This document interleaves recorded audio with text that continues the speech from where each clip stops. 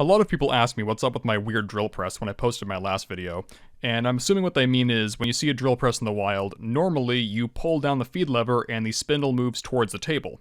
However, mine is built differently, and like your average Redditor, it is obstinately contrarian. Here, the spindle is fixed in place, which means it cannot go up or down. So instead, you have to control the table and move it towards the drill bit.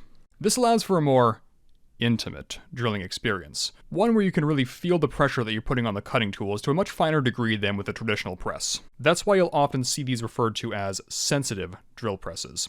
This one in particular is a Dumore Series 16. It's a light-duty press, and it's popular among jewelers and watchmakers because it's very good at drilling small holes. Plus, because the table moves up and down, I can jerry-rig a bunch of stuff together that I found at a used tool sale and get a pretty good idea of how deep I'm drilling into something.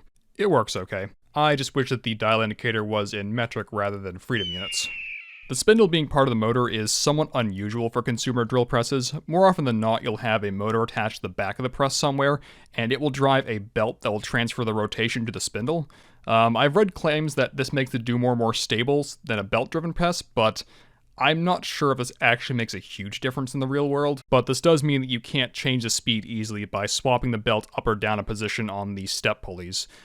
Instead, if you want to control the speed on this thing, you're going to have to get a VFD or a foot pedal, because much like the people who spend hours arguing on Twitter, this thing is going to go from 0 to 100 the moment you interact with it. Now, if you wanted to buy one of these, historically it has not been hard to find a used Model 16 at tool auctions or online.